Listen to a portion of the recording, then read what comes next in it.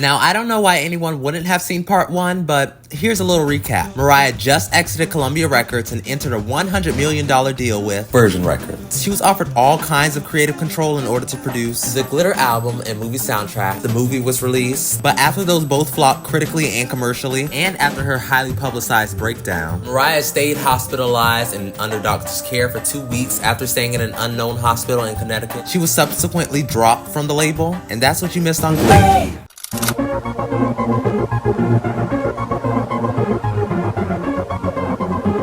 As we all know, Mariah had one of the most difficult periods in her career leading up to the release of her 9th studio album, both critically and commercially and even personally. And to add fuel to the fire, her father would also pass around this time. Now, Mariah and her father were never really the closest. He wasn't around a lot in her childhood, and he and her mother did not get along well, but they were starting to get closer, so Mariah was obviously very distraught when he passed away. But despite this and all the other hardships, 2002 would also provide Mariah with sort of a clean slate. For starters, Mariah signed a $24 million contract with Island Records. This contract would also include the formation of Monarch Entertainment, a record label founded by Mariah. This wouldn't be the first time that Mariah founded a record label. I didn't mention it in part 1, but in the Butterfly era, Mariah launched Crave Records under Sony Music. 3 groups were signed to this label before its very quick shutdown in 1998. DJ Company, Allure, and 7 Mile. Allure is probably the most well-known and most successful of the 3. Honorable mentions. During this period, she would also have one of the most iconic episodes of MTV Cribs for the premiere of their 4th season. She also guest starred in the final season of Ally McBeal. After all that the Glitter movie and soundtrack were, Mariah was gearing up for what was expected to be a huge comeback. As she did with the Rainbow album, post-recovery Mariah would move into a recording studio in Capri, Italy, where she stayed for 5 months and began writing and producing material for her next album. Most of the album was recorded in Capri, although she traveled to Atlanta, New York, and Philadelphia to record some tracks. She worked with longtime collaborators Jermaine Dupri, Jimmy Jam and Terry Lewis, and Randy Jackson, as well as some new songwriters and producers. While recording this album, she claimed it to be one of her most personal albums. I kind of look at this album like a charm bracelet, where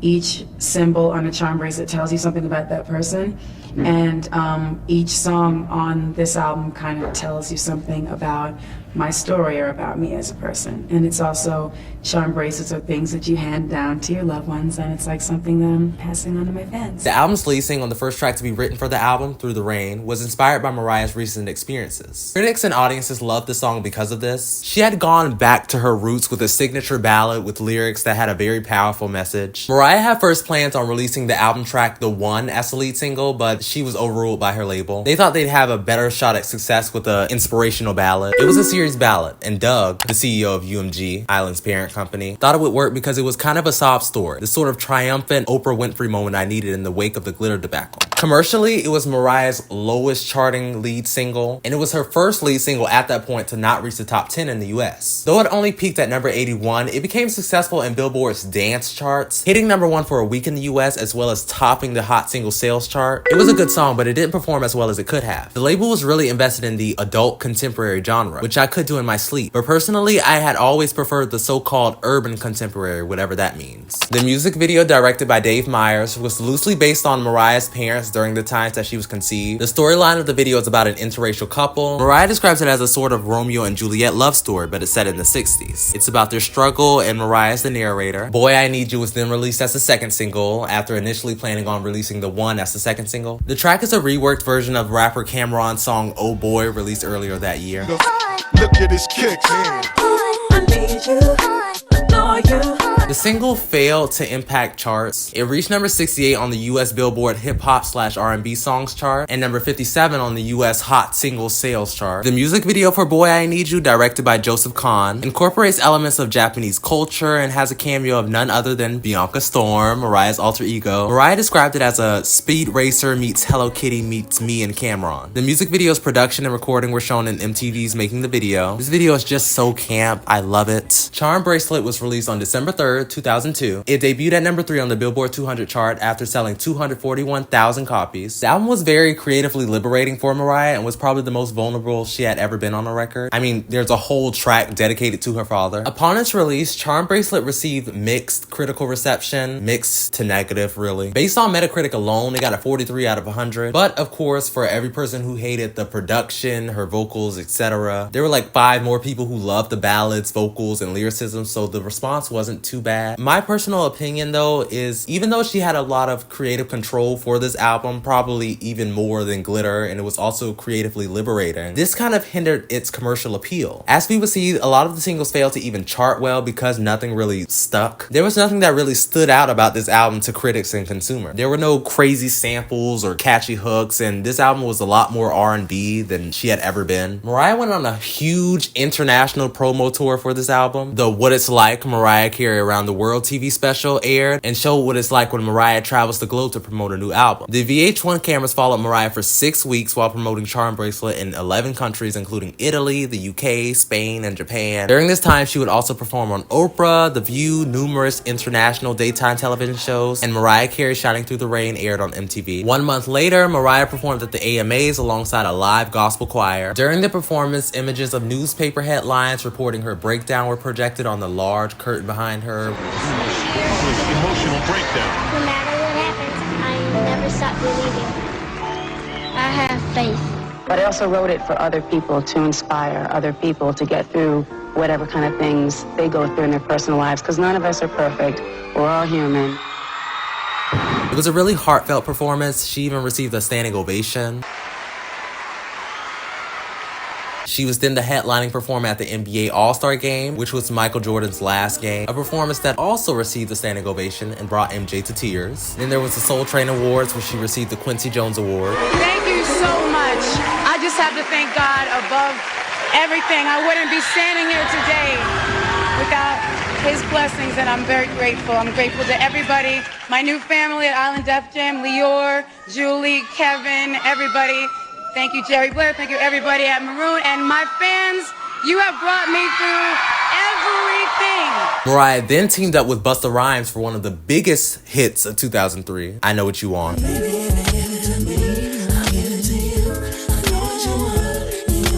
The song charted at number 3 on the Billboard Hot 100, making it Busta Rhymes' highest charting song at the time, and Mariah's first entry into the top 10 since Loverboy. This was just a crazy period in Mariah's career. It was like she recovered from her exhaustion and went immediately back into business mode. She was in Daytona, the Soul Train Award. She looked really gorgeous in this dress, by the way. Spring Break, London, and I mean all around London. Like, it was insane. Switzerland, Cannes, Today's Show, Summer Jam, Quincy James Achievement Awards, The Early Show, and so many more places. Like, I'm getting exhausted just thinking about it. This all led up to the Charm Bracelet World Tour. Mariah embarked on her longest tour ever in 2003. Since her debut, Mariah had toured very infrequently compared to other artists, and due to Charm Bracelet underperforming, Mariah actually extended this tour. The first leg of the tour kicked off in Seoul, South Korea on June 21st. As I stated, it was her most extensive tour to date, with 69 shows covering 3 continents and 9 countries over a span of 8 months. Critics and audiences loved this tour. They were constantly praising her vocals and the production for these shows. Honestly, the Charm Bracelet era is her vocal prime. Like, her vocals were insane during this time.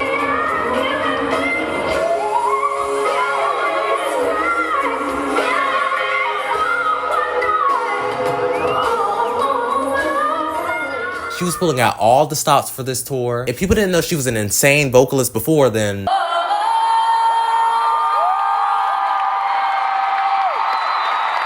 she was unstoppable on this tour. Charm Bracelet Tour had some of her best tour looks, in my opinion. Every outfit and ensemble was perfect. She had so many outfit changes this tour. This gown may be the best dress to ever touch her body, I don't know. She served too hard in Malaysia. She was almost banned from performing there. During the tour's second leg in the US, venues were switched from large arenas to smaller, more intimate theater shows, assumably due to slow sales in some cities. According to Mariah, however, the change was made in order to give fans a more intimate show. She said, "It's much more intimate, so you'll feel like you had an experience.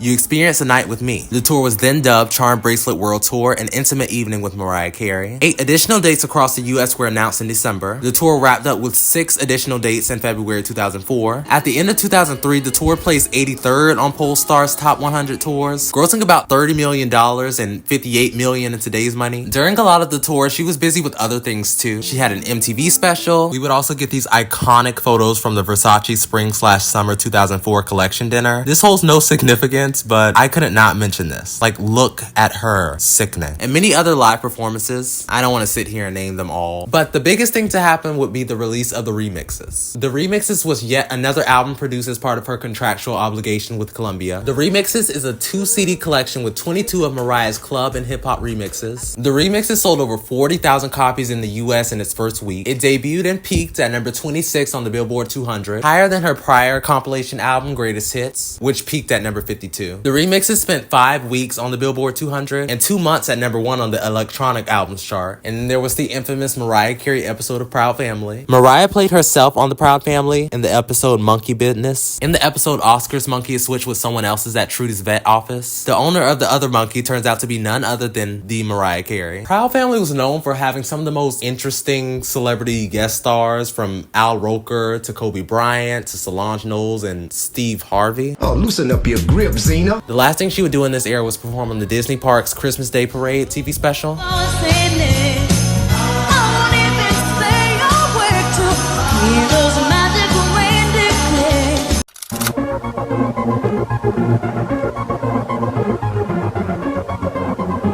Though her charm bracelet era was mostly uncontroversial, it was a commercial flop, to say the least, which negated her goal of making a comeback. Critics thought it was a step up from Glitter, but not enough to reestablish her title as pop's head diva in charge. However, this would all change in 2005 when Mariah would begin her official comeback. That past November, Mariah had revealed on her website that the title of her upcoming album would be The Emancipation of Mimi. Now, the word emancipation alone was clearly indicating a huge shift in Mariah's career, as she was opening the doors to a new era, presumably one that was freeing, liberating, and without any insecurity. Mariah chose to title this album with her nickname rather than her real name because, for one, she thought it would be obnoxious, but also because Mimi was a very personal nickname, only used by her close friends. And then I thought the emancipation would be kind of cool because it is kind of like this album that, to me, the spirit of it is very kind of free and fun and lighthearted, and when there is like a deeper moment, it's more of a spiritual moment, like on Fly Like a Bird, or, you know, songs like that. So it's kind of like, it's not like Mimi is some alter ego or character, but it's really more the true person as opposed to the celebrity. Mariah would kick off this album's rollout with the release of the lead single, It's Like That. Going into that year, 2 other songs were supposed to be the first singles, Stay the Night and Say Something. Mariah was also pushing heavily for Shake It Off to be the lead. All of the debate about the lead, though, would come to a quick end in early January when It's Like That was leaked online and was reported to be the lead single of her upcoming album. After the single was played on more than 40 radio stations after its leak, the label had no choice but to release It's Like That as the first single. She worked with Jermaine Dupri on this song, who, as we know, is behind some of Mariah's greatest hits, including Always Be My Baby and Sweetheart. So everybody already knew that this song would be a hit from the studio. This song is just a fun party record. Mariah talked about wanting a song for the club or when someone's getting ready to go out, and you can see that through lyrics like "Cause it's in my night," "No stress, no fights, I'm leaving it all behind," and "It's a special occasion," Mimi's emancipation, "A cause for celebration, I ain't gonna let nobody's drama bother me." Critics love this song. The song debuted at number 53, becoming her highest debuting Hot 100 song in almost 5 years, and it peaked at number 16, becoming Mariah's most successful single since Loverboy. Brett Ratner directed the music video, which was shot in February at Greystone Park and Mansion in Beverly Hills. The video debuted on Making the Video on March 4th and shows Mariah at a masquerade party the night before she marries her fiance, played by Eric Roberts. As the video ends, Wentworth Miller enters, removing his mask and revealing himself as her ex-boyfriend. The video ends on a cliffhanger, which leads to the music video for the album's second single, We Belong Together. We Belong Together is a certified Mariah classic. We Belong Together exceeded many of her recent singles and garnered mostly positive reviews from critics, who described the song as a career redefining record. This song has some of Mariah's best vocals. I feel like most of Gen Z has this song on their list of most iconic Mariah songs. I think it's up there with All I Want for Christmas. I don't know. The song became Mariah's 16th number 1 single and topped the Billboard charts for 14 weeks. It was also the best performing Hot 100 single of the decade and the second longest number 1 single in its history. We Belong Together also became the most heard song in American radio history and broke multiple airplay records. It also won 3 Billboard Music Awards. What did I say? A classic. As I said, the video leaves off where the last ended. She spends most of the video getting ready for her wedding, contemplating if she should marry this guy or not. Her ex then crashes the wedding and she ends up running away with him. Fun fact, because the video was shot so last minute, she wears the same Vera Wang dress that she wore when she married Tommy. This video solidifies Mariah's iconic music video persona and was one of my favorite videos as a kid and still one of my favorite videos. Something else I didn't mention in part 1, but she had become known for her iconic slow-mo singing and hair blowing style in her videos. The Emancipation of Mimi would be released a month later and would completely exceed what Charm Bracelet tried to do 3 years prior. The album debuted at #1 on the Billboard 200 after selling 404 copies in the US, the biggest first week sales of Mariah's career at this point. It would go on to become her best-selling album since Daydream. It also peaked at #4 on the 2005 Billboard 200 year-end list, making it the highest album by a female artist. This was the first time in years that critics truly loved Mariah. The same day as the album's release, she performed on Good Morning America. Gotta change the station, so I turn it down, trying to catch a break, and then I hear a baby face. Held an album signing at Best Buy and did an interview for TRL. The next day, she was served in the worst movie of that year, State Property 2. Hello? You gonna make me carry the bags by myself all that way, motherfucker? First of all, you promised me a G4, not a Challenger. I might as well be flying coach. That's like $1,000 fine right there. She would then perform on the David Letterman show. Like, Mariah was truly back. She was on all the major award shows and talk shows. 106 in Park, The View, Jay Leno, Ellen, BET and the MTV Movie Awards, VMAs in Japan and the US, and she even performed at the Macy's 4th of July Fireworks Spectacular. At the VMAs, she performed We Belong Together, as well as the album's third single, Shake It Off. Come on. She set another record with this song, which reached #2 on the Billboard Hot 100, behind We Belong Together, marking the first time a female artist held the top 2 spots on the chart. Shake It Off was issued as a double A-side with Get Your Number, which was released as the third single in Europe, and peaked in the top 10 in Finland, the Netherlands, and the UK. Both songs were produced by Jermaine Dupri, and the videos were directed by Jake Nava. And I just want to say, the videos from this era are so good, I'm not even kidding. Like, she produced some of the best visuals in this era. It's giving old money aesthetic, it's giving rich and expensive. She looks so good, especially in the Shake It Off video. Like, it should be illegal to look this good. This mug is truly sickening. And it doesn't just stop at videos either. Like, the promo shoots for this album. Oh, mother, mother, mother, mother. Like, she looks... Who let her eat this hard? Someone cooked here. The Get Your Number video has the same campiness I loved in Boy I Need You. After the album's huge success, Island Records announced a deluxe re-release of Emancipation titled Emancipation of Mimi Ultra Platinum Edition, which was released on November 15, 2005 and included 4 additional bonus tracks. Don't Forget About Us was sent to radio in September as the lead single and became Mariah's 17th #1 single, tying Elvis Presley's record for the most #1s on the chart. Another Mariah classic, another sickening video. After this, Mariah would perform at the AMAs. This is Mariah Carey's 9th American Music Award. She's nominated for 4 more awards tonight, more than any other artist. It's the 4th time in her career she has won in this category. Her Bambi Award was stolen from her dressing room, which isn't that significant. I just thought it was funny, so I wanted to mention it. The 2005 NFL Thanksgiving Day halftime show, she hosted a special holiday reading of Peter Pan, okay? She performed in Times Square for New Year's Rockin' Eve. She is actually the first artist to have a live performance directly inside Times Square. My mother. And then, for the first time in a decade, Mariah would attend the Grammys. As we all know, the last time Mariah Carey was at the Grammys, she was snubbed and received no awards for an album that was dubbed as the album of the year by fans and critics. And then, despite receiving nominations in the years that followed, she failed to attend the Grammys until 2006. Mariah would start her grand reappearance to the Grammys with a performance of We Belong Together, followed by Fly Like a Bird. Now, there were a few lip sync rumors. Maybe I'm naive, but it was giving live for me. Like, I think the mic was on.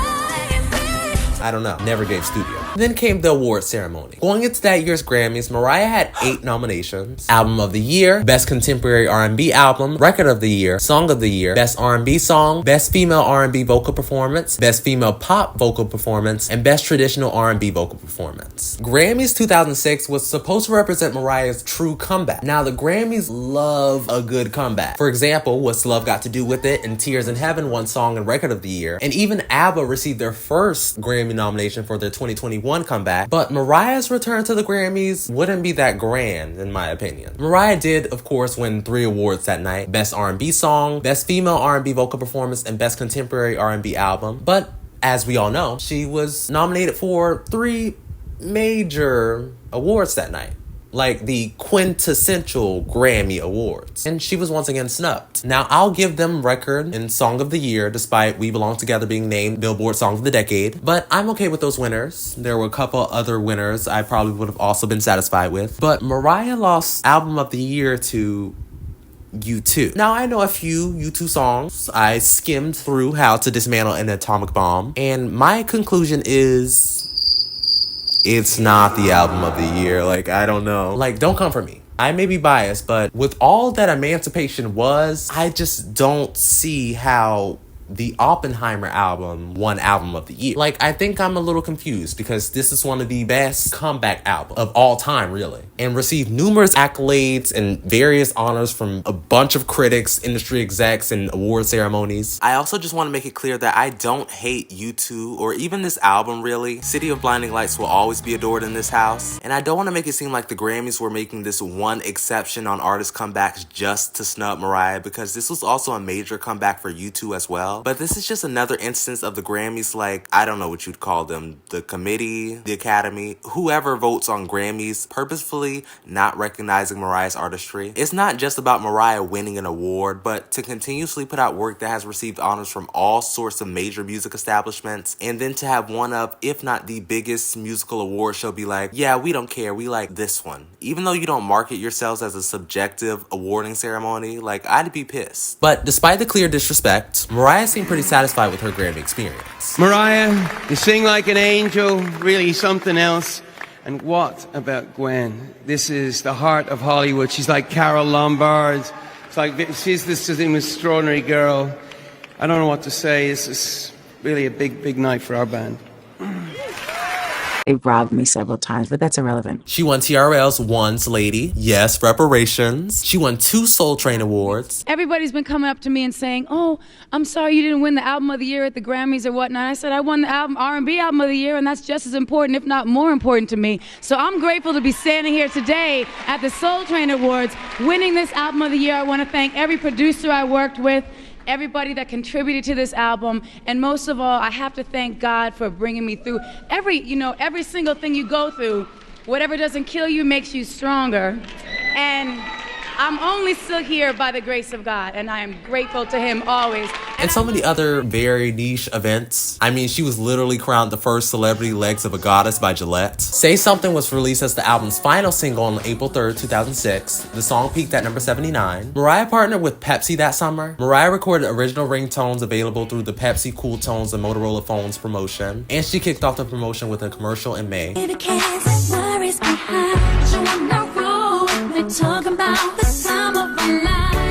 Then Mariah would embark on her first tour in 3 years, and one of my personal favorites, The Adventures of Mimi. As I said, this was her first tour in 3 years, and she was taking this whole emancipation thing further. First, the outfits. Now, these aren't my favorite outfits from a Mariah tour, but I also don't hate them. While doing research for this video, I found out how much the Lambs hate the outfits from this tour, and I mean they despise them, like it's crazy. But I kind of like these outfits, I don't know. They're so fitting for this new image she's got going on, and they are so 2006, I feel. Most importantly, she looks amazing, my god. Like the hair, the tan, the sunglasses, the silhouettes, I don't get the outrage. The tour set design is fantastic. The proscenium is in the shape of a large M with a circle in the center, and butterflies, and a lot of the equipment featured her MC logo. Of course, there were 2 stages, the main stage and a B stage in the middle of the crowd. Randy Jackson, yes, music legend and American Idol judge Randy Jackson, joined the tour as musical director. The set list for this tour obviously includes songs from the album, but she decided to use a lot of remixes for her older songs. She even included vocals on this tour, like these whistle notes are insane. I love a good rap. What's new? She was hit with lip syncing allegations throughout this whole era, but I think I can clock when the mic is on. The tour received mostly positive reviews, and many critics commended Mariah's transition from a pop star to a full-on hip-hop/R&B artist. There was a lot of criticism over the length of the shows. She was off stage a lot for costume changes. This is her most successful tour to date, making $27.9 million, which is $43 million in today's money. This is also her second longest tour with 40 shows. Following The Adventures of Mimi, we will see Mariah take a short hiatus in preparation for her next album.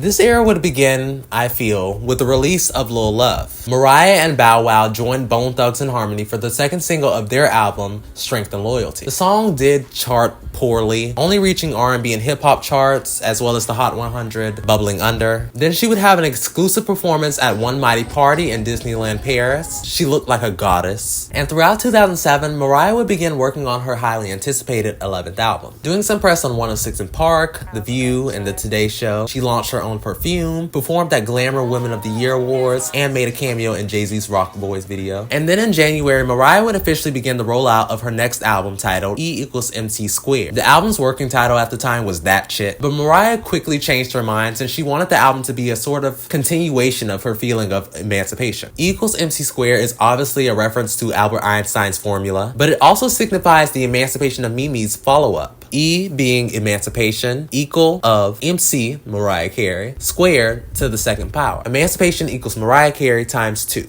Touch My Body was released as the album's lead single in February. The song became Mariah's 18th #1 single, making her the solo artist with the most #1 singles in US history, surpassing the record previously held by Elvis Presley. Whack him. And can I just say, icon? Like, not only because of the 18 #1s, but this song is a masterpiece. Can I say lyrical genius also? I know you got that fever for me 102, and boy, I know I feel the same. My temperature's through the roof. In the most iconic pre-chorus, if there's a camera up in here, then it's gonna leave with me when I do. If there's a camera up in here, then I'd best not catch this flick on YouTube. Because if you run your mouth and brag about this secret rendezvous, I will hunt you down. Because they be all up in my business like a Wendy interview, but this is private, between you and I. Yup. The music video for this song is just so perfect. Like, it is so 2008 coded. Mariah didn't take this video too seriously, and when the idea of including Jack McBrayer in the video came up, she loved it. Brett Ratner directed the video. Jack McBrayer plays a computer technician who is hired to fix Mariah's computer, and he instantly falls in love with her. This video gives Big Bang Theory vibes.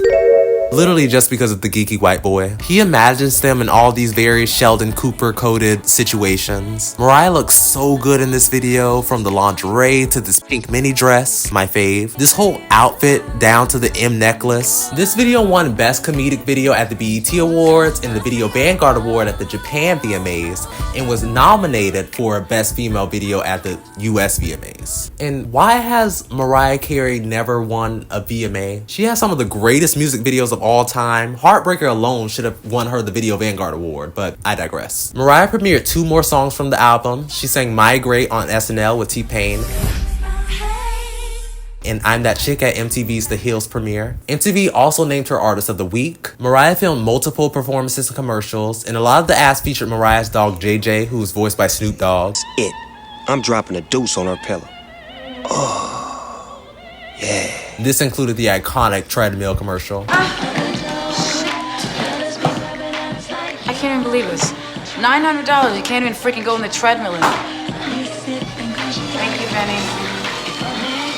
E=MC² was released on April 15, 2008. The album debuted at #1 on the Billboard 200 after selling 463,000 copies, the biggest opening week sales of Mariah's career, and was certified platinum 3 months later. Now, I must say, this isn't my favorite Mariah album. I've never really been able to get into it. It's definitely one of her most fun albums, I'll give it that. I know I've been joking these past few eras like this is so 2006 coded or this is so Y2K, but a lot of the production on this album just feels dated, especially on songs like Migrate and For the Record. Mariah sang her new single Bye Bye on American Idol the day after the album's release. She did a whole American Idol like 2-day episode special. She appeared as a mentor on the show's X episode, which aired the day before. Each of the top 7 contestants sang one of Mariah's songs. I'm just now realizing that this is the season with David Archuleta and that white guy with the dreads. But back to the single. This song was for the people who just lost somebody. I and most Mariah fans agree that this song should not have been the second single. This definitely wasn't the best choice. I feel like Migrate or even Thanks for Nothing would have been good choices. And the Lambs were pushing heavily for Migrate to be the third single, but that also didn't happen, but we'll get to that. The song peaked at #19 and had a very sweet music video. A few days later, Mariah would have her infamous Touch My Body performance in Times Square for Good Morning America's summer concert series.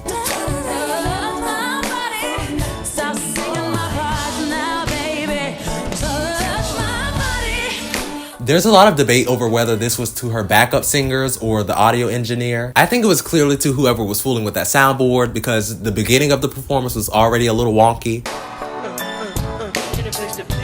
know that you've been waiting for it, I'm waiting too. In my imagination, I know you got that feeling for me, 102. And boy, I know I feel this all up on you.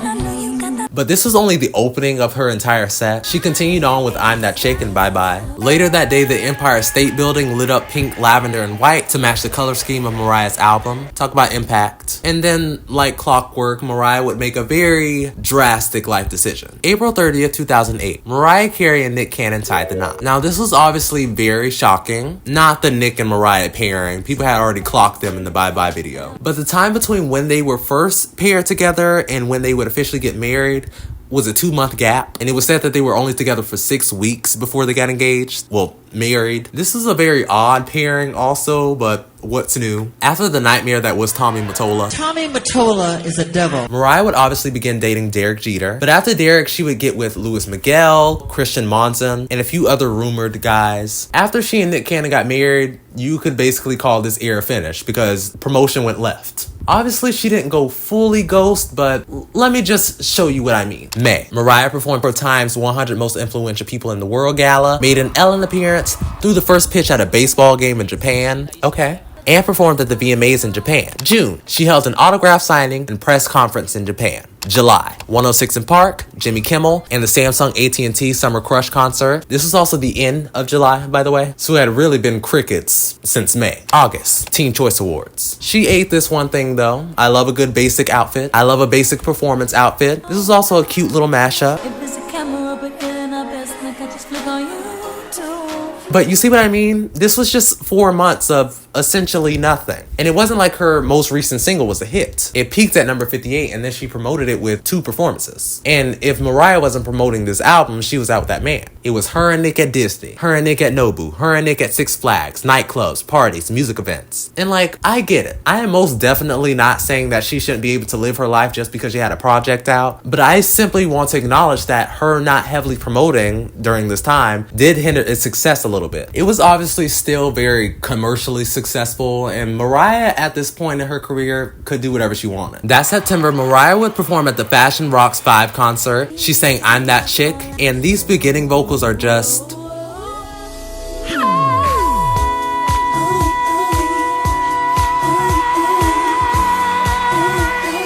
It was just amazing. Her backup dancers are always going to the next level, but I am really here to talk about her other performance that night. Fashion Rock supported Stand Up to Cancer, a program founded by the Entertainment Industry Foundation to raise money for cancer research. In an effort to fundraise this event, Fashion Rocks would have some of the biggest female artists at the time perform their charity single, Just Stand Up. Let's just look at this lineup. We have Mariah, of course, Ashanti, Carrie Underwood, Ciara, Beyonce, who seemingly just walked off the Cadillac record set, Fergie, Keisha Cole, Leona Lewis, Mary J. Blige, Miley Cyrus, Rihanna, Natasha Bedingfield, and Nicole from PCD. Now, this is a chaotic performance for so many reasons. We have Beyonce's wig, Miley's duet with Rihanna, and this was peak Hannah Montana 2, and you can hear it in her voice. The juxtaposition of all their different vocals, the entire audience standing up when Fergie starts singing, like this shifted the culture. I'm so serious. But like I said, not a lot of major press or promotion for this album. She appeared on Canadian Idol, X Factor, and in a few more minor interviews and performances. She also briefly joined the promo tour for her recent movie, Tennessee. I Stay in Love was released as Einstein's 4th and final single in late October. It was the album's first single to not chart on the Hot 100, although it would become her 14th #1 on the Dance Club Songs chart after the remix was released. She looked so cunt in the music video. The video was directed by Nick Cannon. There's some scenes in the desert, and she looks so good in this Vegas performer outfit. It's giving burlesque. But this would be where this era would come to an end, officially.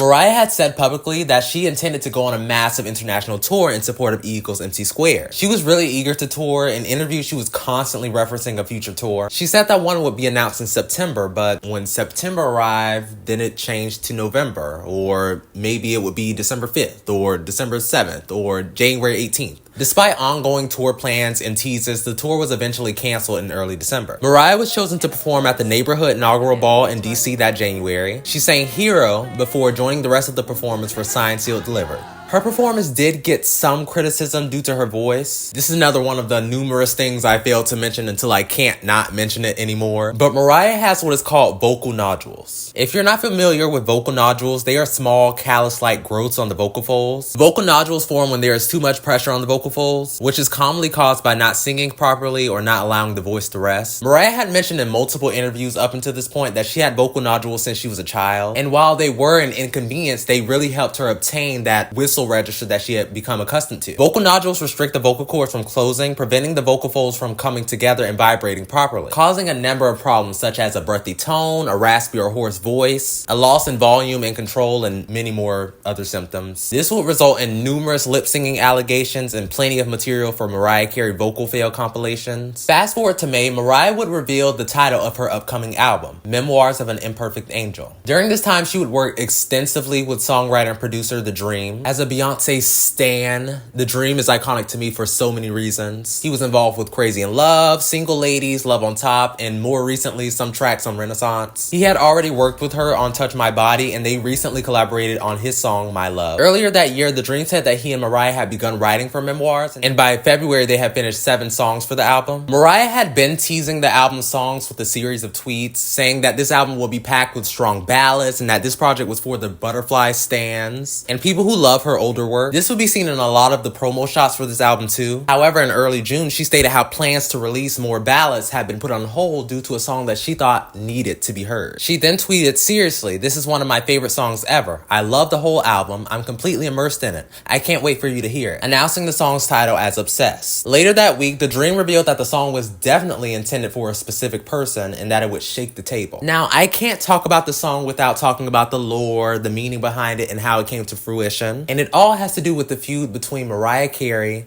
and Eminem. Now, Eminem is notorious for fighting with the pop girls, and Mariah would make her way onto that roster in the early 2000s. Mariah first became linked to Eminem in 2001 when she asked him to be featured on Charm Bracelet. Eminem said that this is when they would start dating, and they were together for 6 months after that. Mariah said they hung out a few times, but it never went anywhere beyond a professional relationship. Fast forward to 2002, Eminem releases his album, The Eminem Show. Eminem would include 2 songs on this album that directly reference Mariah and their alleged relationship. Firstly, on Superman, he would say, "What you trying to be, my new wife? What you, Mariah, fly through twice?" And then on When the Music Stops, "What the fuck you taking me for a joke? You smoking crack? Before I do that, I'd beg Mariah to take me back." Mariah seemed to reply to these songs with her own diss track, Clown. "I gotta break it to you delicately, dummy. Taking my G5 20 minutes wasn't nothing, but I guess you wouldn't know, that's the way I roll." Possibly referring to his claim that she flew to see him multiple times. She's saying she travels all the time. Taking her G5 to see him doesn't make him special. Despite the fact that she never name drops him in the song, the lyrics are clearly about him. She added the marionette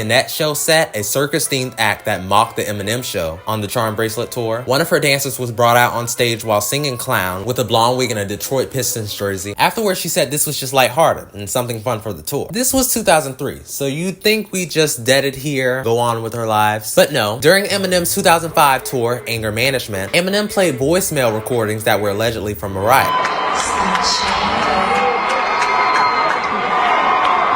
Well, who is that? You love it? Yo, that sounds like Mariah Carey. That's me!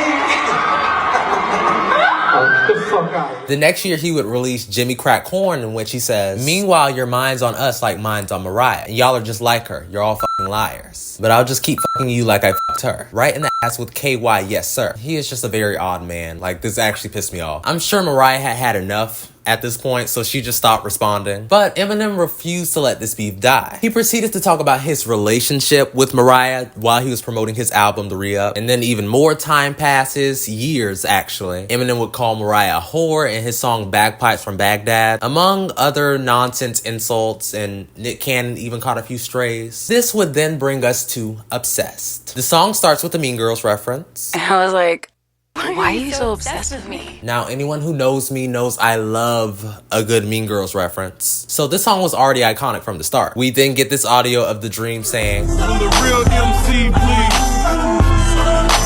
step Obviously poking fun at the intro to The Real Slim Shady. Mariah's pen is insane and I'm so serious. But you in LA and I'm out at Jermaine's. I'm up in the A, you so lame, and no one here even mentions your name. It must be the weed, it must be the E, cause you be poppin', heard you get it poppin'. Got you all fired up with your Napoleon complex. See right through you like you're bathing in Windex.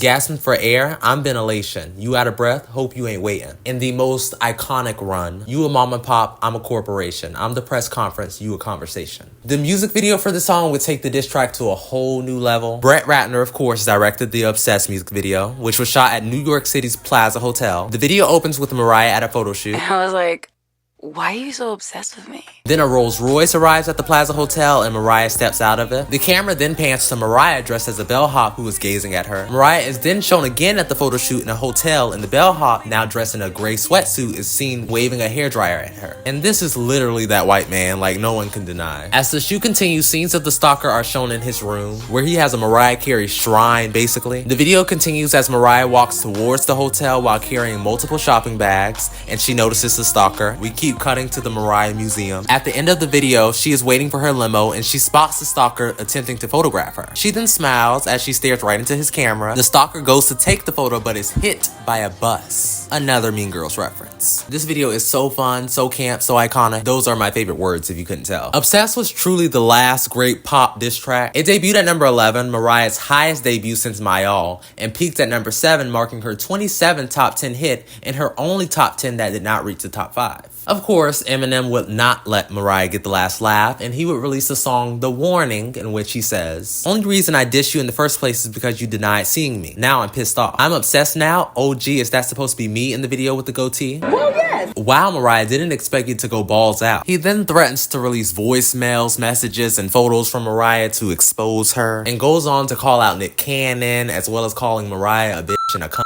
I don't like this man. This is where I'm going to stop talking about this man. After this, there would be an extensive feud between him and Nick Cannon, and Mariah would diss him in multiple interviews, but this is where we stop talking about him. Gucci Mane also featured on the remix, forgot to mention that. After singing I'll Be There at Michael Jackson's memorial service, Mariah would make her first promo appearance for this album on America's Got Talent, where she performed Obsessed, before beginning her Las Vegas concert residency in early September. The residency lasted 4 nights, 2 in September and 2 in October. By the end of the residency tour, Mariah Carey Live in Las Vegas had become the first concert to be simulcast to mobile and other digital devices across the world. As for the album, it kept getting pushed back from August to mid-September to late September, with all promotions being postponed so that Mariah could finish the album. As a result, a cover of I Wanna Know What Love Is by The Foreigner was picked as the album's second single. The song peaked at number 60 and became a massive hit in Brazil, where it stayed at number 1 for a record 27 weeks. And then, the next week, we would get the highly anticipated Memoirs of an Imperfect Angel.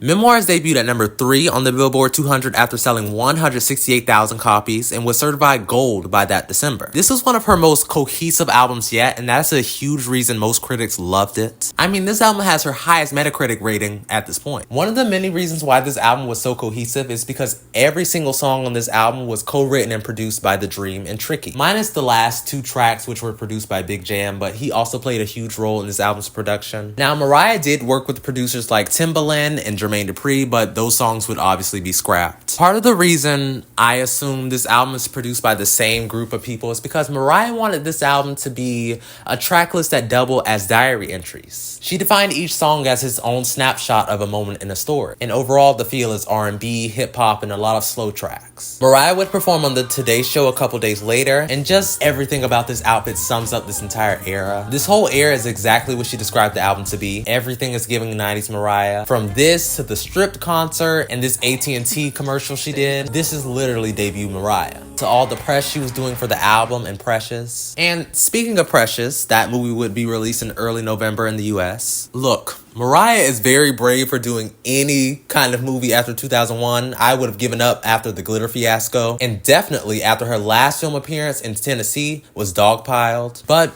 critics loved her performance in Precious. And as someone who has seen this film several times, I get it. I do get it. She did Mother. She plays Gabri Sidibe's character, social worker, and I highly recommend watching this movie. This movie is so powerful and just special, and I have cried to this film more times than I can count. Everyone in this film is just incredible. Following the release of Precious, Mariah would perform on The David Letterman Show, X Factor in Milan and London. The album's third single, Hate You, would be released. Hate You is an acronym for having a typical emotional upset. This is one of the best songs on the album. I hate that it doesn't get its flowers. It didn't chart on the Hot 100, but it did peak at number 72 on the Hot R&B/Hip-Hop Songs chart. Then Mariah would announce the Angels Advocate Tour. This was her first major tour, obviously, since The Adventures of Mimi. It would officially begin in Madison Square Garden on New Year's Eve and then continue on after January 2nd. A lot of the outfits and visuals for this tour mirror her Las Vegas residency. She literally sounds incredible.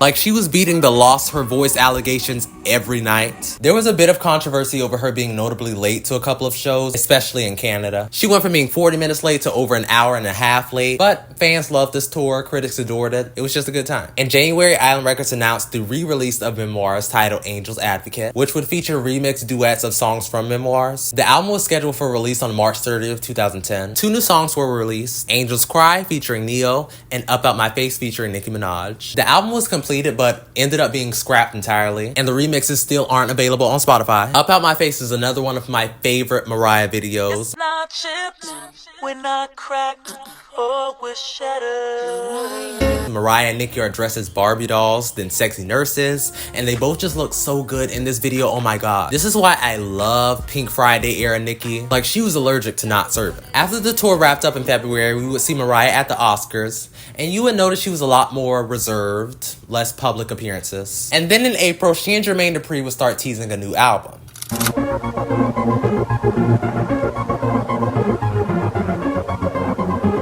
Jermaine Dupri stated in an interview with Wrap Up that he and Mariah had already begun working on new music, saying the Song of the Decade crew is back in the lab. He then said that they plan to have a single out before the end of the year. David LaChapelle revealed that the album artwork was shot using artificial snow and wooden cutout reindeer, revealing that the project probably had something to do with Christmas. During this time, Mariah kept very quiet about this album and its production, as she was still finishing up the last bit of Memoirs promotion with performances in Brazil and press conferences. And then in early September, the album's title was finally revealed: Merry Christmas to You. And it would be released on November 2nd with original songs as well as covers. With the title alone, it was clear that this was going to be a sequel to her first Christmas album, Merry Christmas. She was coming back to remind everyone that she was still the reigning queen of Christmas. Mariah appeared on the Home Shopping Network, where she previewed 6 songs, including The First Noel, Born is the King, Oh Little Town of Bethlehem, Little Drummer Boy, and Oh Come All Ye Faithful / Hallelujah chorus featuring her mother Patricia. Mariah would make headlines again that same month when she revealed that she was in fact pregnant. Since her marriage to Nick in 2008, rumors of a pregnant Mariah emerged. These rumors eventually led to the infamous Ellen interview. That people are saying that that you're pregnant. There's rumors. Don't discuss that.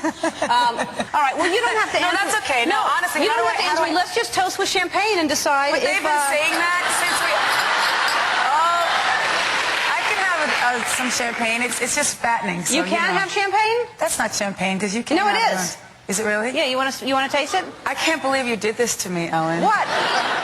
Let's toast to you not being pregnant. If you're not pregnant, then we should. Oh my goodness. I can't believe that. Why would we toast to that? How about to the future? Yeah. You can and really- for both of our futures, who knows what they hold? Who knows? All right, go ahead. Okay, cheers. Yeah, cheers. It's too early for me. I only drink it after 3 p.m. Yeah.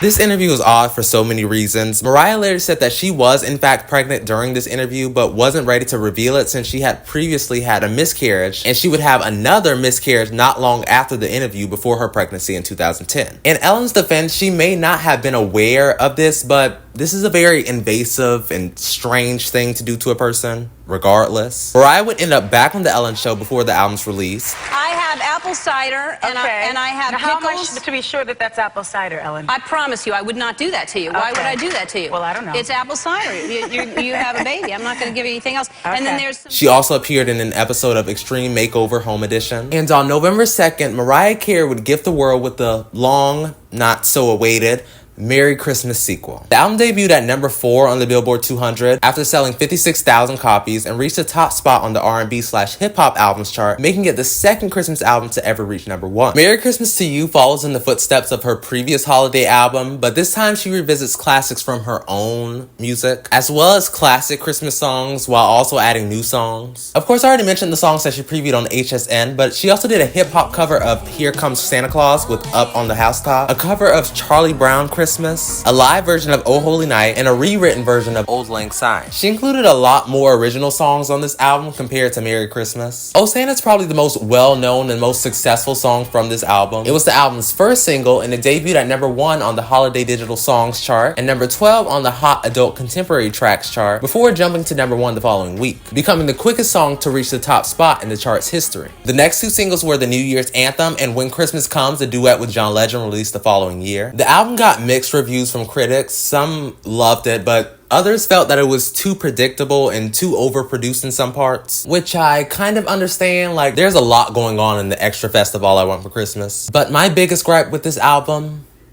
is the cover. Dave LaChapelle, baby. What is this love? It's giving Windows 8 wallpaper. I'm gonna have to be a hater. This cover pisses me off. As we approach the end of the year, it's all about this album, Christmas, and Christmas shows. She sang Oh Santa in Rockefeller Center for Christmas. She then filmed a performance for the Disney Parks Christmas Day Parade, the annual Christmas in Washington special, and then aired Mariah Carey Merry Christmas to You on ABC. The show included performances of Oh Santa and All I Want for Christmas Is You, as well as Oh Come All Ye Faithful with her mother, Patricia.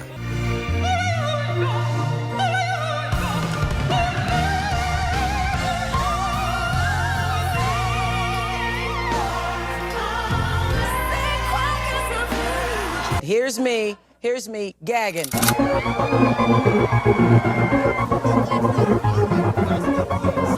Mariah would take an official maternity leave after Merry Christmas 2. She was completely gone from the public eye, and good for her. She held her baby shower at the Montage Hotel before giving birth to twins, a boy and a girl, Monroe and Moroccan. There was a lot of discussion regarding Mariah's weight after she gave birth, not that there wasn't before. The media dogpiled her every day, especially before she confirmed her pregnancy. She was essentially the face of snapback culture. In 2011, Jenny Craig, one of the biggest weight loss brands, named Mariah as their new brand ambassador. She did all these commercials and promo shoots. There is a conversation to be had about why we expect new mothers to snap back after giving birth to their children. I will not be leading it, but yeah, it's weird. She did an interview for the short-lived Rosie O'Donnell Show reboot. Let's rock and roll. Mariah teamed up with Justin Bieber for a super festive version of All I Want for Christmas. The video was filmed in a Macy's in New York, and you can really tell, not just because of the big sign outside, but just the fact that it looks and feels like a long Macy's commercial starring Justin and Mariah. This is definitely on my list of favorite Mariah videos, just because of Justin. This era was just the peak of All I Want for Christmas covers, from this to the Glee version to Michael Bublé's cover, and even Big Time Rush a year prior. Like, this is when she really started being seen as just the Queen of Christmas, and her being on hiatus did not help that. Not that it's a bad thing, because I love Miss Christmas, but this was around the time that people were starting to disregard the fact that she had 18 #1 hits, and just referred to her as the All I Want for Christmas singer. 2012, Mariah was officially back. She received the BET Honors Award for Excellence in Entertainment. She even got a tribute from Kelly Rowland and Patti LaBelle that night, and you know Patti doesn't just come out for anybody, so this was a pretty big deal. She was back in the streets, constant paparazzi spottings, concerts in New York, in Austria, and Morocco. Mariah then shared the artwork for the first single of her new album on Instagram. Yes, we have made it this far. The song being titled Triumphant, featuring Meek Mill and Rick Ross. The song released on August 3rd, 2012, and flopped. The song debuted at number 97 on the R&B/hip-hop songs chart and number 15 on the bubbling under Hot 100 before falling off completely. And critics didn't like this song much either. They questioned Mariah's lack of presence on the song, and like, this is supposed to be Mariah's comeback song, and she only sings the bridge and the chorus. Anyway, the song flops, and she only performs it once at the Rockefeller Center for the NFL kickoff pregame show.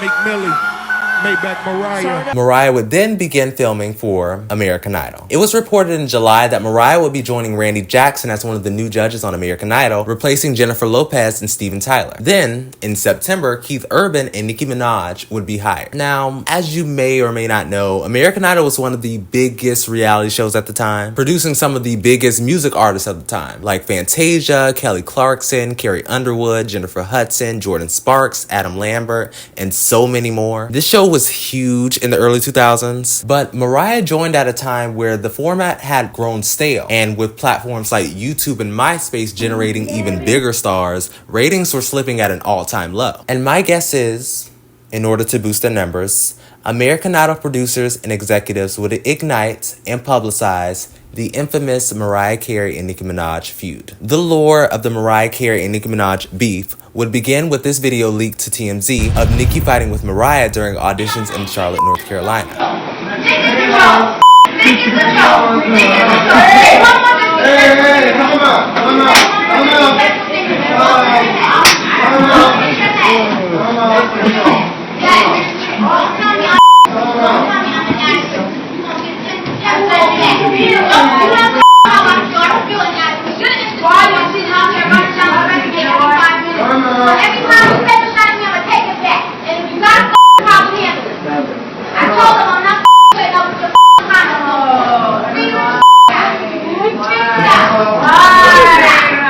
It was also said that Nicki was heard off camera saying, "If I had a gun, I would shoot that bitch." She denied ever saying this, but given recent events, I wouldn't put it past her. This video was everywhere. All the major news sites were picking this story up. There were statements from Ryan Seacrest, Keith Urban, and Obama. You know what? I think that they are going to be able to sort it out. I am confident. I'm all about bringing people together, working for the same cause.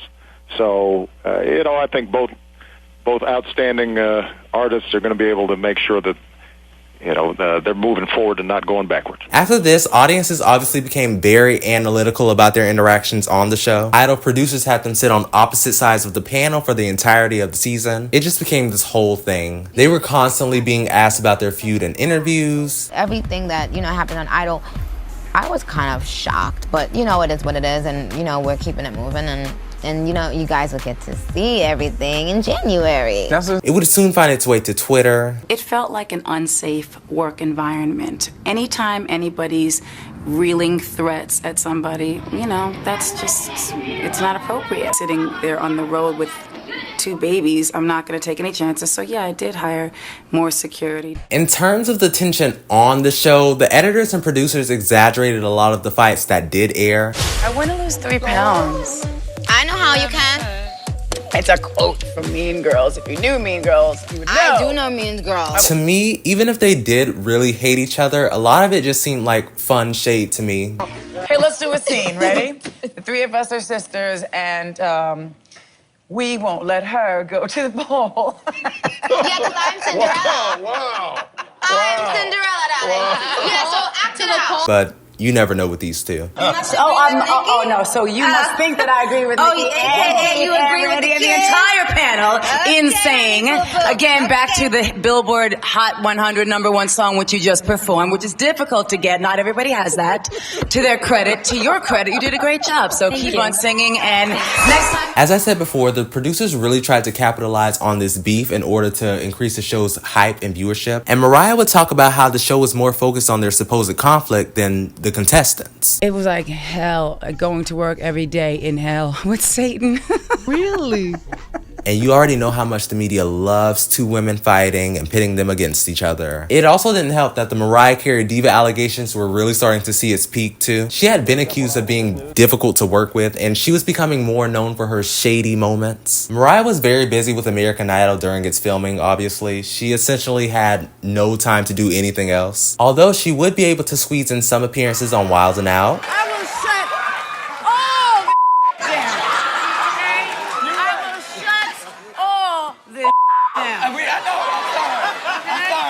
Kelly and Michael, Jimmy Fallon, and even a So-So Def anniversary concert. She had already been teasing the lead single for her new album, and many speculated that it would feature Miguel. Then aired a 25-second teaser video for the song on American Idol. The video revealed that Miguel would, in fact, feature, and that the song would be called #Beautiful, accompanied by a message that read, "The new era begins." #Beautiful was released on May 6, 2013. The song peaked at number 15. The song is meant to be reminiscent of the Stax/Motown Records era. It's definitely one of my favorite Mariah songs. It sounds like it could be on the soundtrack of a DreamWorks movie. The music video premiered on American Idol 3 days after the song's release, and Joseph Kahn, The Man That You Are. This video is literally #Beautiful. The video is very simple, but that doesn't matter because Mariah looks so good. Miguel is there. After American Idol wrapped up a few weeks later, Mariah was officially back in business. She would perform again for Good Morning America summer concert series. As I've said with the many past live performances, Mariah was drowning in lip singing allegations, and this performance would be no different. After the highly publicized news of Mariah's nodules truly taking a toll on her, her vocals just became an even bigger spectacle. Constant articles about Mariah's vocal fails, her lip singing at this event, her mic not being on at this show. And we would really see a peak after this performance. First, #Beautiful was accused of being lipped, and there were videos going around of Mariah's real vocals during her whistles. Then the We Belong Together climax. And I've been biting my tongue, but I don't care if Mariah Carey is lip syncing or not. I genuinely cannot tell, nor am I trying to look or speculate because it literally does not bother me. And whether she's lip syncing or not, it's still her vocals, so I'm not sure why that's an issue or why it matters. And if you're really upset about Mariah not giving you live vocals, then you missed a couple eras, baby. I'm sorry. But people eventually forgot about it after her performance with Miguel at Hot 97 Summer Jam. She gave us club, formal, and country girl at Macy's 4th of July Fireworks Spectacular. She looks so good. These whistles are literally beautiful. No pun intended.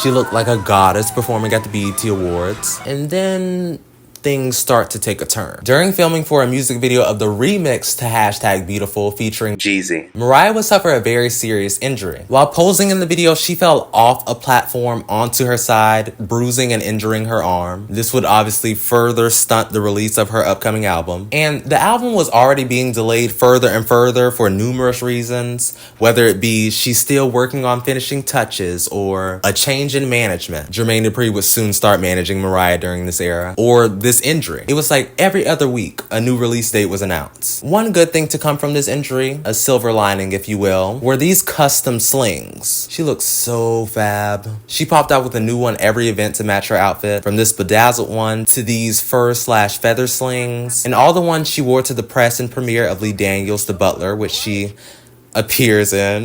I'm sorry, these photos are just so unserious, I can't. But like I said, the album just kept getting pushed back. In early June, Walmart put the album up for pre-order and revealed its title as The Art of Letting Go. With the album still on hold, Mariah announced the release of the song The Art of Letting Go, which she debuted on Facebook on November 11, 2013. Mariah would promote the song on Jimmy Fallon. It was considered a promotional single, so it didn't get a video. As we neared the end of the year, Mariah would of course do her annual Christmas run, performing for Christmas in Rockefeller Center, the National Christmas Tree Lighting, and she had already done a performance with Michael Bublé for his 3rd annual Christmas special. But she would also have a few non-Christmas related performances for a few concerts in Africa. She had that iconic interview with Andy Cohen for Watch What Happens. Say 3 nice things about Eminem. They come in a package that you can carry wherever you go. Everybody loves them around the world. And they're tasty. Peanut, and you can have the regular kind. Very good. Oh she appeared on New Year's Eve on Carson Daly's show to perform some songs and announced that she would be releasing a new single to coincide with Valentine's Day. Your Mind Eternal was released as the 3rd single on February 12th, charting at number 88 and number 1 on the dance charts. While promoting the single, Mariah constantly discussed the album's release and why it was being delayed. And that title was leaked. Oh. And I was like, you know what? Just for that, I'm not calling the album that anymore. Okay, so it was. So there what must is be a the reason. So what is the new title?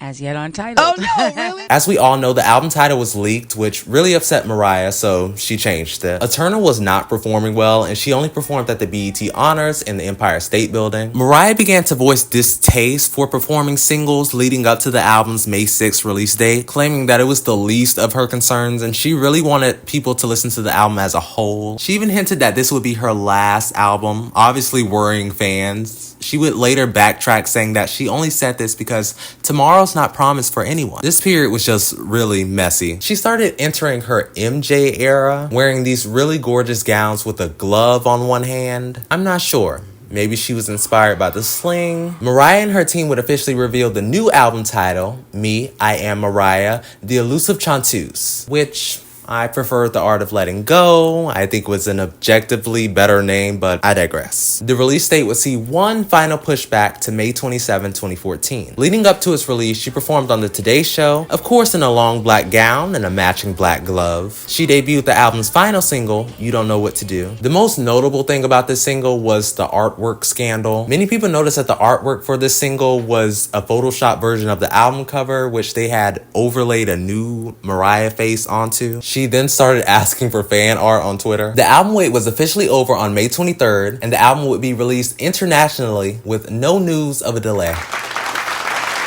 Yep. The album would drop on the scheduled date of May 27th in the US, debuting at number 3 with sales of 58,000 copies. And the album itself was kind of disappointing. I mean, this was her first non-Christmas project in 5 years, and it was just not what people were expecting from Mariah. It was a very fun album, don't get me wrong, but I think the biggest problem with this album is that it's just not cohesive at all. Since E = MC squared, Mariah's album rollouts were seeing a noticeable decline as far as singles choices go. For this album, she chose more laid-back singles rather than giving an image of what the full album would be. Because there are so many good up-tempo tracks on this album, but with the singles released, you just wouldn't get that impression. The most danceable we would get was with Eternal. It remained on the Billboard 200 for 8 weeks, her shortest album chart run at this point, but critics seem to really like this album. It got a 67 Metacritic rating and mostly positive reviews, so maybe I'm just a hater. I don't think this was a bad album or that it tainted her career really, or even her artistry, but it could have performed better commercially. I will say though, it is hard for artists to stay current on charts, especially as they get older. The 2010s, as some of you may know, was dominated by electropop and EDM music, and some older artists were trying to appeal to these demographics. Biggest example, Madonna. But Mariah didn't want to do that, nor did she have to. In August, Mariah would announce the Elusive Chanteuse show. The tour launched on October 4th, 2014, with 2 dates in Japan, followed by 11 additional dates across Asia. Mariah is one of the very few artists who are not known for their tours. They're not giving these crazy visuals or dancing like Britney. Now, I'm not saying that Mariah hasn't had amazing visuals. Just look at her past tours. And I'm also not saying that she wasn't doing a little two-step. Honey is right there. But she was never really a performer, and this tour would just prove this. This tour was the first in a long time where Mariah would place heavy emphasis on the vocals. I don't think she ever really even does a single bit of choreo. It's all the dancers, and even then, she wants you to know that she is here to show off those pipes. The last leg of the tour saw Mariah performing 6 dates in Australia, as well as her first ever show in New Zealand. After the tour closed, she would begin a 6-night residency at New York City's Beacon Theater titled All I Want for Christmas Is You concert. Following the All I Want for Christmas tour, Mariah would take a hiatus, focusing on what she would do next and the turmoil that was going on in her personal life. Because in early December, Nick Cannon would file for divorce.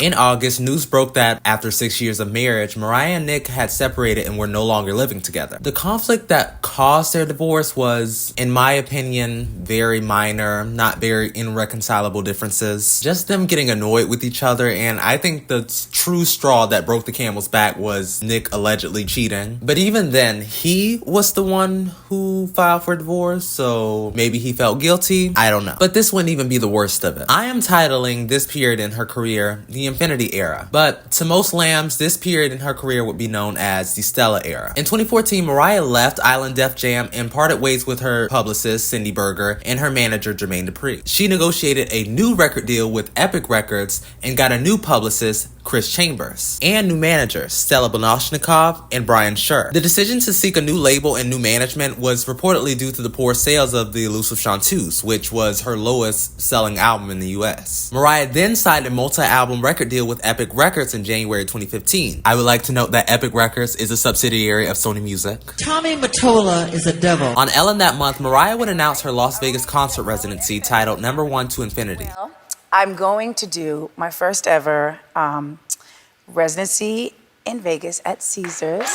This residency was meant to coincide with her upcoming Greatest Hits album, also titled Number One to Infinity. Celebrating her 25th year in the industry, this would be an updated version of Number Ones released in 1998, featuring her now 18 number one hits. The single for this album would be Infinity, released in April. And I have nothing bad to say about this song. I remember listening to it once when it was originally released, and of course I revisited it while writing this video. And I love this song. I think it does a great job of showcasing Mariah's arc as an artist. After the elusive Chanteuse era, the music just wasn't hitting for me. But I love this song and it fared well with critics too. It was also co-written by some of my favorite songwriting girls. Ilse Juber, who co-wrote a few songs for Miley Cyrus, specifically on Plastic Hearts, as well as All Night by Beyonce. Taylor Parks, who was a big part of the writing on Thank You Next. And Priscilla Renee, also known as Money Long. I don't even want to sit here and try to name all of her work. If you don't know who she is, I highly suggest you go look her up right now. Just icon. The song peaked at number 82. The same day as the song's release, the Caesars Palace would hold a welcome event for Mariah for her Vegas residency. She showed up in a pink convertible wearing a gold sparkly gown. She was then carried through the casino on a sofa by men dressed as Roman soldiers. True diva moment. Number One to Infinity would finally kick off on May 6th, followed by surprisingly raving reviews. The reason this is surprising should be obvious. With all the Mariah lost her voice allegations and terabytes of footage of Mariah vocal fails, people were really concerned about how she would do in Vegas. The general public thought this would just be another run of Mariah walking across the stage in long gowns, lip singing to pre-recorded vocals. But she absolutely brought the house down on opening night.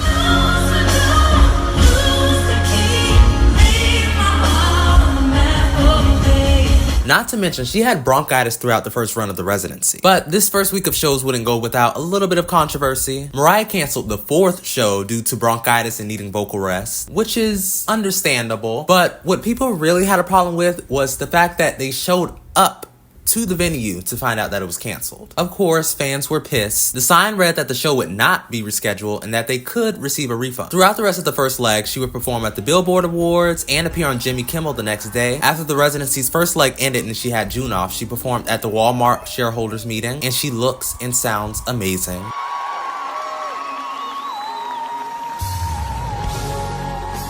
I am obsessed with this dress. She was then spotted in Italy with James Packer. Brett Ratner set her up with James a year prior at the Hercules premiere, and she said they hit it off immediately. Now, James is no industry exec or baseball player or actor turned rapper, but he was known for being the fourth richest person in Australia at the time. The guy was a billionaire. Pretty big deal. The second leg of her residency began in July and wrapped up that same month. Mariah finally received a star on the Hollywood Walk of Fame in August. 2015 was around the time that people would notice that, other than her Vegas residency, of course, and a few other small shows and performances, Mariah was taking a step away from music a little bit and starting to enter her legacy era. And 2015 would see Mariah on all kinds of red carpets and ceremonies, but no new music. No album that she's planning on releasing. But she did become the star of Game of War's Hero campaign. Time to be heroes, guys. In November, Mariah Carey's Merriest Christmas TV special aired on Hallmark. Just your typical Mariah Carey Christmas special. She sings a few songs, we get a few interview segments, some skits starring Billy Gardell in a car, and sit-down interviews with Lacey Charbet and the cast of A Christmas Melody, a Hallmark holiday movie starring Mariah Carey. I'm not going to give my opinion on this movie because I have not seen it, but Lacey and Mariah stunned. The holidays were approaching, so of course we have Macy's Thanksgiving Parade, Busta Rhymes and Friends Hot for the Holidays concert, and a children's holiday book. Along with this, she also reignited the All I Want for Christmas tour lasting 10 days. The third third leg of number 1 to Infinity would begin in February. This era of the residency has some of my favorite outfits, but I guess Mariah thought this residency wasn't enough because she would then start the Sweet Sweet Fantasy Tour in March. The tour kicked off with a show in Scotland. This is where you start to notice a shift in tour attire. Mariah has obviously come a long way since her first tour, and this period in her career she was becoming more accustomed to performing in long gowns. But like most artists in 2016, Mariah would start performing in these bodysuits. From Beyonce to Ariana Grande to literally any other female pop star, these bodysuits were running through the stadiums like crack in the 80s. Like 2016 was the time for performance leotards. They were really hit or miss too. I think the best thing about these bodysuits is that they allowed Mariah more mobility. She obviously still gave us a few gown moments. I mean, what else would she wear to perform Hero? She sat down with Kelly Ripa and Jussie Smollett on Live with Kelly, as well as Access Hollywood and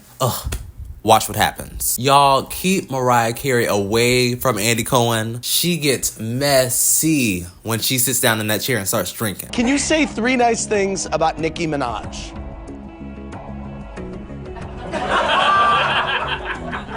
Can you?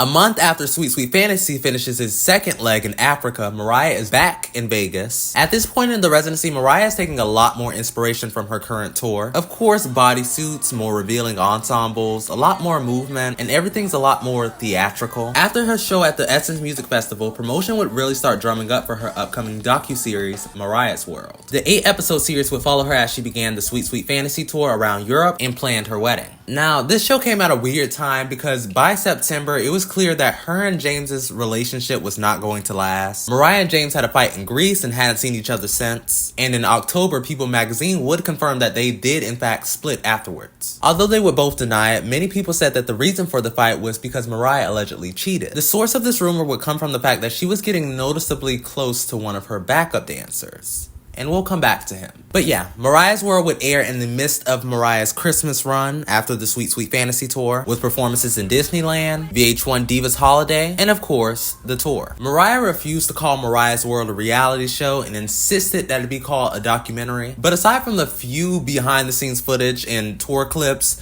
this was just keeping up Mariah edition. Like, I love you girl, but who are you fooling? This is a show on E! But like I said, other than the times where we do get good behind the scenes moments of the tour, this just doesn't feel like a docuseries. My biggest problem with the show though, and probably most people's problem, is the name is wrong. This is not Mariah's World. This is Stella's World. This show is so heavily focused on her manager Stella, and a lot of it has nothing to do with her management of Mariah. I mean, the first episode has an entire segment about her hiring an assistant. The Lambs hate Stella, and I do get them. Like, she is clearly a terrible manager, and her being a huge part of the show just proves that. Again, in the first episode, Mariah has to explain time zones to her, and even then she still doesn't comprehend it because Mariah ends up being half an hour late to a show. And the show showcased just how controlling Stella was. This show also wasn't the best thing for Mariah's career at the time. Mariah was always playing up the diva persona, but this show would just take it to a new level. The general public didn't really get her sense of humor, so a lot of the things that she was doing and saying didn't go over well. And the Lambs were mad at Stella because of Mariah's outfits and that she was hyping up her diva attitude. Now, Stella's a lot of things. Controlling, manipulative, a bad manager, annoying. But two things she is not are Mariah's stylist and Mariah's mother. She cannot control if Mariah wants to wear a black leotard and fishnet leggings to a red carpet, because Mariah was 40 and she can make her own decisions now. She's a grown woman. And you could also make the argument that it's the manager's job to steer their artists in the right direction, i.e. not a diva. But again, Mariah Carey is a grown woman. But maybe there's something I'm missing. Am I saying Stella wasn't a terrible manager? Most certainly not. I think I've made that very clear. But do I think the Lambs are a little crazy?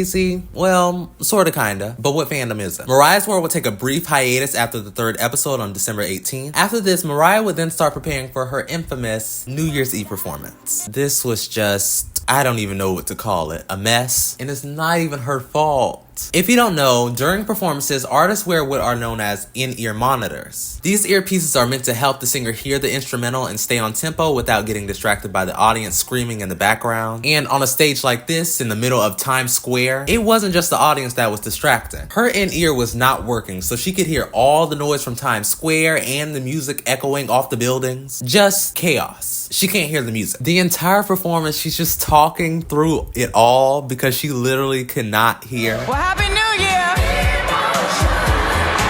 We can't hear, but I'll just get through the motions.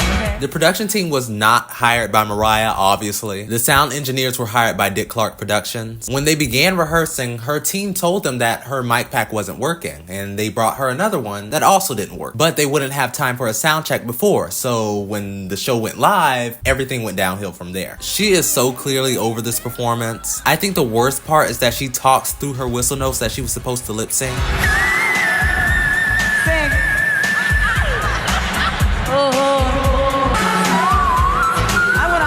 Too. Can I not have one? I'm trying to be a good sport here. You got my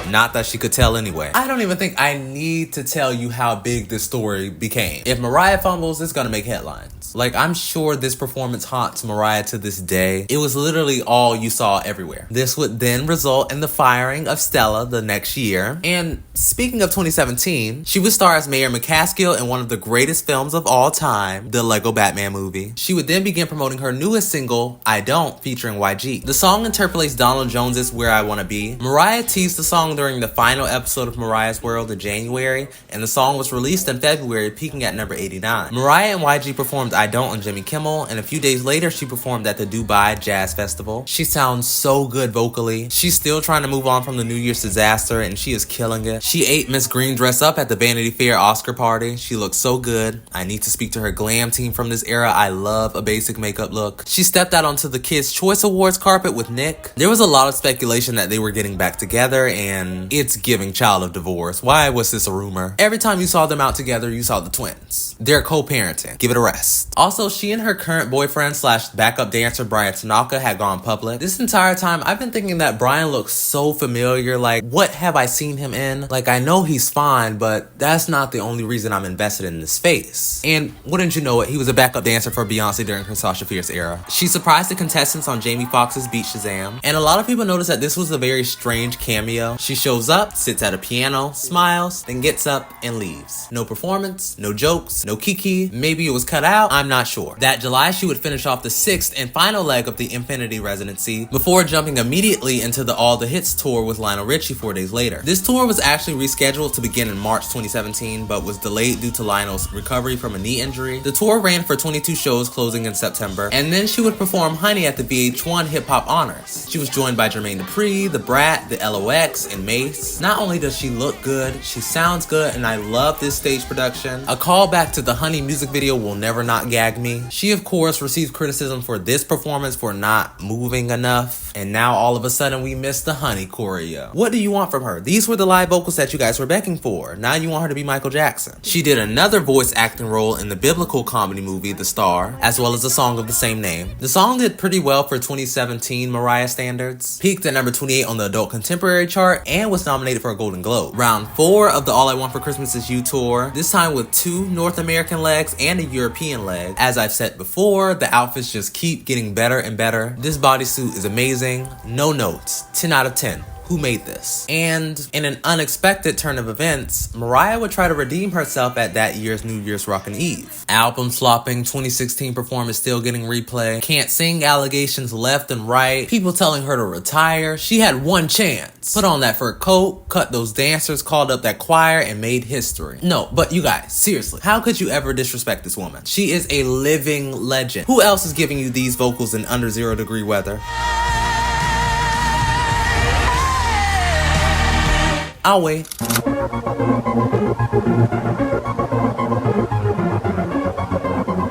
As we know, her song, The Star, was nominated for a Golden Globe. She popped out on the red carpet. We got this cute video of Natalie Portman and America Ferrera fangirling over her. That same month, Mariah revealed that she had begun working on a new album. Now, this is obviously surprising. Her last real album was 4 years ago, and after her comments during its release and her not really teasing new music, people were under the impression that she really had retired. She went on Jimmy Kimmel that June revealing that she was writing songs and was officially back in the studio recording new music. Are you writing songs right now? Yes. Or are you working on it? I was working in the studio.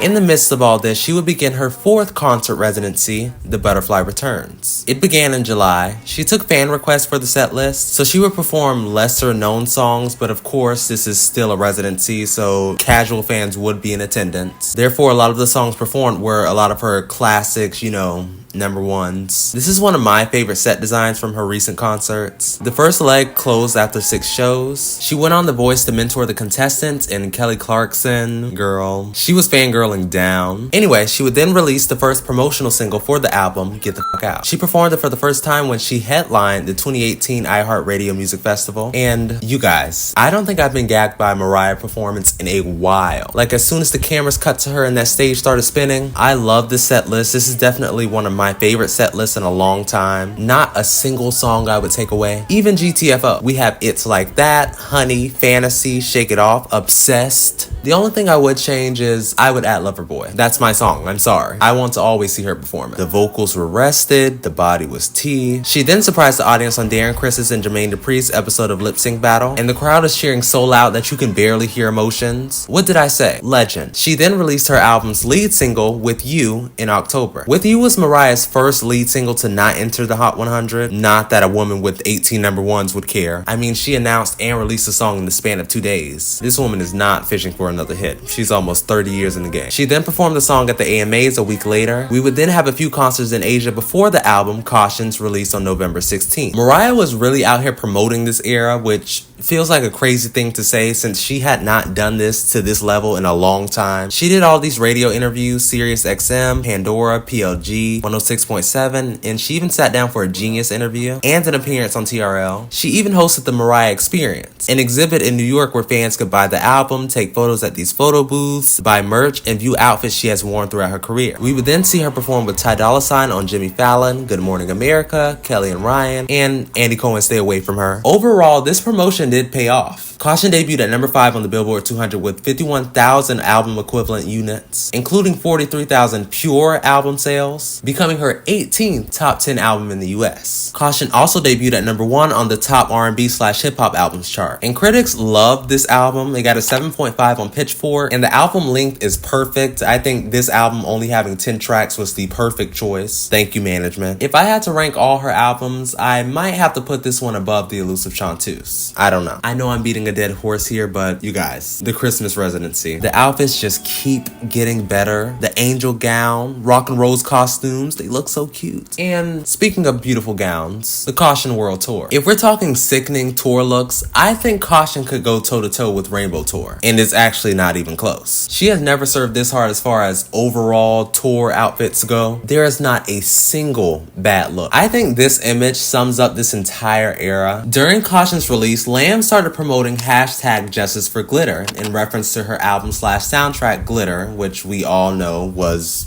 a disaster. Up until this point, Mariah had been trying and was somewhat successful in erasing all traces of the glitter film and soundtrack, even going so far as not letting the album be streamed and not performing any of the album's songs, aside from the rare Loverboy performance. But in November 2018, the Lambley launched a campaign to promote the album ahead of Caution. The campaign resulted in the album topping the charts in several other countries on the iTunes albums charts. After reaching the top 10, it finally caught Mariah's attention. Within 24 hours of tweeting the hashtag, glitter surpassed the Imagine Dragons.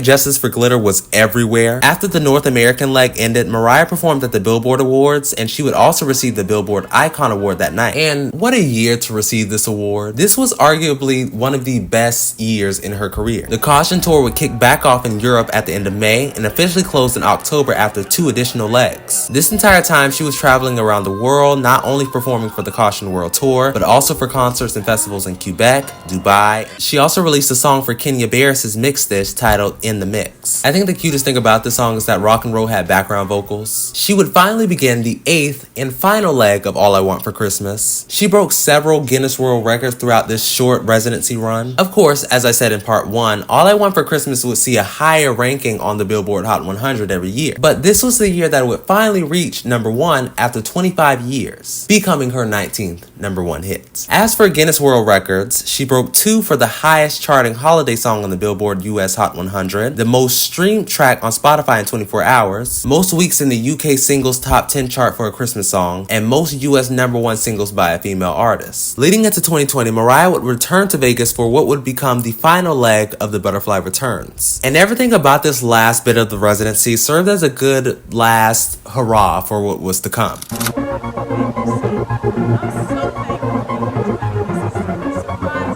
Mariah, literally like every other human being on the planet, would have her career and plans stalled by the COVID pandemic. Obviously, this would mean no huge career plans as far as Mariah's legacy era goes. No residency, no award shows, all we had was Instagram posts and Zoom performances. But this wouldn't stop Mariah. She had been doing the usual Zoom interviews and social media updates about a big project that she had planned. Fast forward to December, Apple TV Plus would premiere Mariah Carey's Magical Christmas Special. The special was filmed under strict COVID-19 protocols. Christmas is truly her season. Every single ensemble eats. As for guest appearances, this cast list is stacked. We have Billy Eichner, Snoop Dogg, Jermaine Dupri, and Millie Bobby Brown. The craziest thing I've discovered while researching for these two videos is finding out that Mariah Carey and Millie Bobby Brown are friends. And Mariah was of course joined by Ariana Grande and Jennifer Hudson for Osana. And I was gagged. Mariah had been known for being very shady when it came to Ariana Grande comparisons, but she had kind of eased up a bit, but this is still something that I was not expecting.